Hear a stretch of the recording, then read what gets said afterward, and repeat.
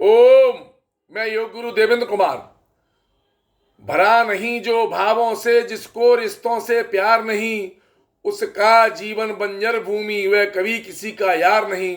दोस्तों, आज का विषय कुछ ऐसे ही लोगों को लेकर है। आज आप एक महीने के अखबार उठाकर देख लो तो खबरों में, किसी न किसी दिन के अखबार में भाई भाई में झगड़ा, भाई बहन से, पिता पुत्र से, सास बहुओं से, पति पत्नी से झगड़े की खबरें पढ़ने को मिलेंगी। कभी कभी तो ये झगड़े इन निकटतम रिश्तों में हिंसक होने की भी खबरें मिलती हैं।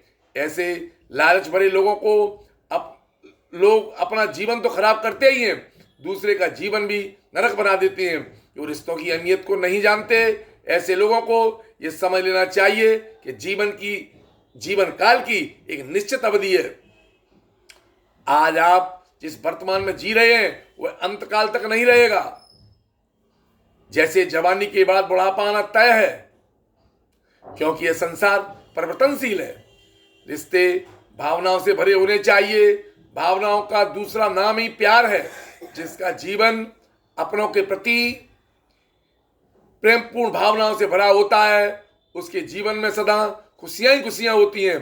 क्योंकि जब किसी की भावनाएं सामने वाले के प्रति होती हैं तो उसकी किसी भी परेशानी में सभी उसके साथ तन मन धन से खड़े होते हैं। बचपन में सभी रिश्तों के साथ निभाए जीवन की मीठी यादें, उनका स्मरण भावनाओं और प्यार को मजबूत करता है। दोस्तों, हम निकटतम रिश्तों में दुश्मनी का व्यवहार हम महाभारत के रूप में देख चुके हैं। जैसे भावनाओं से प्यार से सुन मूर्ख दुर्योधन अपने अहंकार के कारण पितामह भीष्म, गुरु द्रोणाचार्य, भाई भतीजे अभिमन्यु को, मामा अन्य रिश्तेदारों को मरवा डाला। दोनों पक्षों के लोगों ने जिनकी गोद में बैठकर दोनों पर सभी ने किलकारियां भरी थी, उन्हीं को साथ लेकर युद्ध करवा दिया। दोस्तों, रिश्तों में हमें गुंजाइश कर रखनी चाहिए। अपनों के प्रति अहंकार क्यों, चाहे वह गरीबी की रिश्तेदार क्यों ना हो। निकटतम रिश्तों में सबसे ज्यादा झगड़ा सास बहुओं का है। बहुओं को चाहिए कि सास को अपनी गुरु मानकर उससे बहुत कुछ ज्ञान सीख ले, ना कि कंपटीशन करे।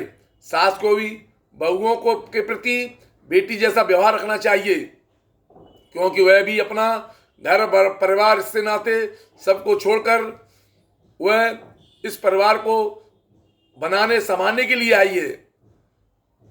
भाई भाई को भी थोड़ी बहुत गुंजाइश रखनी चाहिए। इससे बाट में उन्हें झगड़ा नहीं करना चाहिए। यही हमारे देश में महाराज भरत का आदर्श है। पति पत्नी के झगड़े में यदि दोनों कमाते हैं तो दोनों में कहीं अहंकार आ गया और बात बात पर झगड़ते हैं तो यह स्थिति आगे चलकर दोनों के जीवन को ही नरक बनाने के लिए काफी है। फिर आपका पैसा कमाना, उसके लिए व्यर्थ में भाग दौड़ करना आपका व्यर्थ होगा, क्योंकि रिश्तों में प्यार ही नहीं रहेगा।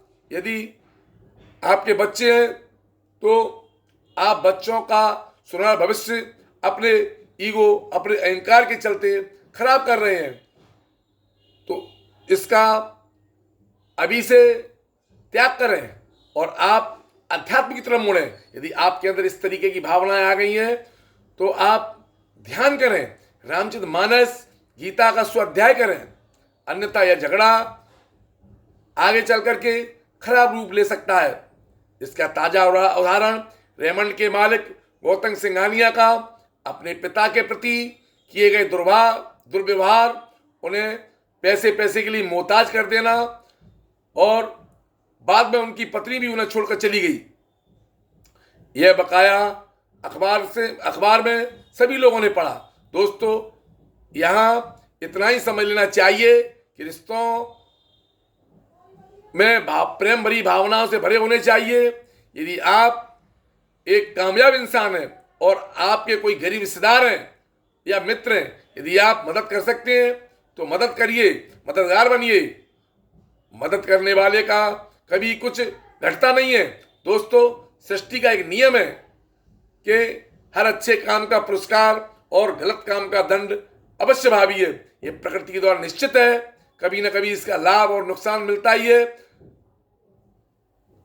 एक दूसरे को सहयोग का आदर्श हमारी सनातन धर्म का यही सच्चा आदर्श है।